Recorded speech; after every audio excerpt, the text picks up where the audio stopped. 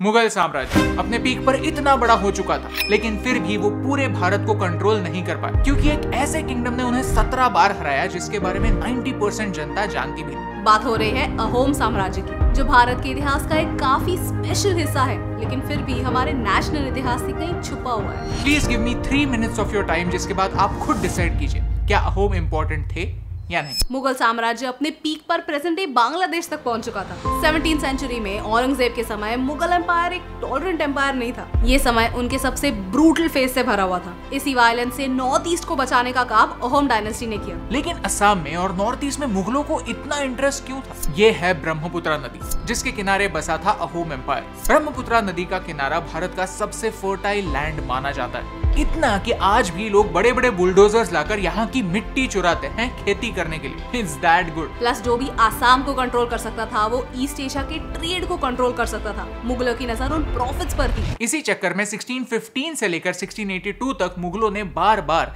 असम पर हमला किया। अहोम्स ने रेजिस्ट किया जरूर, लेकिन 1667 में अहोम्स मुगलों से हार गए। उन्होंने सिर्फ अपने राज्य का एक हिस्सा नहीं खोया, उन्हें अपने खजाने से 3 लाख मुगलों को देने पड़े। ये लोगों का पैसा था जो असम की डेवलपमेंट में यूज हो सकता था। उन्होंने गुवाहाटी पर से कंट्रोल खो दिया। यहाँ तक 2 अहोम प्रिंसेसेस को मुगलों ने बंदी बना लिया। काश एक वॉर सिर्फ युद्ध के मैदान तक सीमित रहती, लेकिन सच तो यह है कि हर वॉर घर घर उजाड़ देती है। बट ये दी एंड नहीं है दोस्तों। अहोम साम्राज्य का ग्रेटेस्ट चैप्टर अभी बाकी था, बैटल ऑफ सरायघाट। लचित बोरफुकन को आज भी भारत के सबसे ग्रेटेस्ट आर्मी जनरल्स में से एक माना जाता है। उन्होंने मुगलों से गुवाहाटी को वापस जीता, लेकिन फिर भी उन्होंने सेलिब्रेट नहीं किया। उन्हें पता था कि मुगल अपने इस डिफीट को लाइटली नहीं लेने वाले, वो वापस आएंगे। इसीलिए इमीडिएटली लचित बोरफुकन ने काउंटर अटैक प्लान करना स्टार्ट किया। और उनका अंदाजा सही था। मुगलों ने फिर से असम पर हमला किया। इस बार 5000 बंदूकें, 15000 आर्चर्स, 30,000 इन्फेंट्री और 1000 से ज्यादा तोपों के साथ मुगल वापस आए। सिर्फ नंबर्स की बात की जाए तो इतनी बड़ी सेना को डिफीट करना अहोम्स के लिए इम्पॉसिबल। लेकिन ये लड़ाई मुगलों की शक्ति और लचित बोरफुकन की बुद्धि के बीच में। उन्होंने लड़ाई को युद्ध के मैदान से जंगलों में, वादियों में, नदियों में लाया, जहाँ मुगलों के बड़े बड़े नंबर्स उनकी स्ट्रेंथ से उनकी वीकनेस बने। मुगलों की नेवी उनकी सबसे बड़ी कमजोरी थी। उन्होंने लैंड रूट को मिट्टी की दीवार से ब्लॉक कर दिया, so that Mughals were forced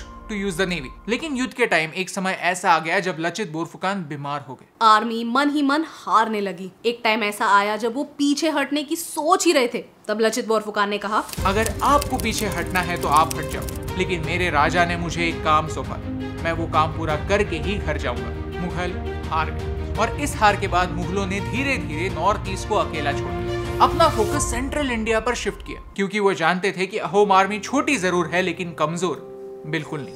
हर साल 24 नवंबर को इसी ग्रेट लीडर की ग्रेटनेस को आसाम सेलिब्रेट करता है। एनडीए के बेस्ट कैडेट को जो गोल्ड मेडल मिलता है, उस पर भी इसी ग्रेट जनरल का नाम लिखा है। एटलीस्ट हमारी आर्म्ड फोर्सेस इस लीडर को भूली नहीं। आप सोचते होंगे कि क्या फर्क पड़ता है, उस समय के सारे राजा सेम ही तो थे, लेकिन अहोम अलग थे। अहोम राजाओं की खासियत ये थी कि वो म्यांमार से आए थे, लेकिन वो हर रिलीजन, हर धर्म, हर कल्चर को जीने का मौका देते थे। भारत में आने के बाद उन्होंने यहाँ के कल्चर को अपनाया, क्योंकि वो जानते थे कि जब तक जनता उन्हें अपना राजा कहकर नहीं अपनाती, तब तक वो उन पर राज नहीं कर पाएंगे। इसीलिए उन्होंने काफी सारे इंडियन प्रैक्टिसेस को अपने कल्चर का एक हिस्सा बनाया और खुद भारत के कल्चर का हिस्सा बने। उन्होंने एग्जिस्टिंग कल्चर को तोड़ मरोड़ कर खुद का कल्चर अपनी प्रजा पर इम्पोज नहीं किया। राजा को लोग स्वर्ग देव कहते थे, इंद्र का वंश मानते थे, लेकिन फिर भी राजा को सलाह देने वाले 5 मंत्री हुआ करते थे। इन्हें पत्र मंत्री कहा जाता था।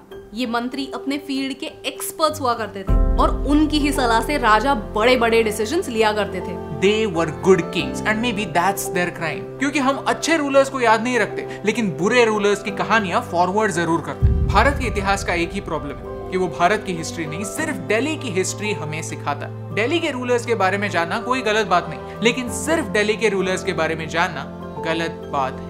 दिल्ली के राजाओं को इम्पोर्टेंस मिलता है, लेकिन उन इम्पोर्टेंट राजाओं को इग्नोर किया जाता है जो एक्चुअल में देश के लिए इम्पोर्टेंट थे। शायद इसलिए नॉर्थ ईस्ट की हिस्ट्री, इवन साउथ इंडिया की हिस्ट्री हमसे छुपी हुई है। अहोम डायनेस्टी भारत के लॉन्गेस्ट रनिंग डायनेस्टीज में से एक है, लेकिन फिर भी इतिहास की किताबों से मिसिंग। ऐसा क्यों? भारत का इतिहास नॉर्थ ईस्ट का इतिहास जाने बगैर अधूरा, क्योंकि भारत का फ्यूचर नॉर्थ ईस्ट के बगैर अधूरा। तो इस वीडियो के थ्रू मेरी अथॉरिटी से रिक्वेस्ट है कि नई एजुकेशन सिस्टम आ रही है, क्यों ना हम इस बार कहानियों के जरिए इस इतिहास को वो रिस्पेक्ट दे जो वो डिजर्व करता है। क्योंकि अहोम डायनेस्टी को आपकी यादों में जिंदा रखने से और पूरे देश तक पहुंचाने से मुझे फर्क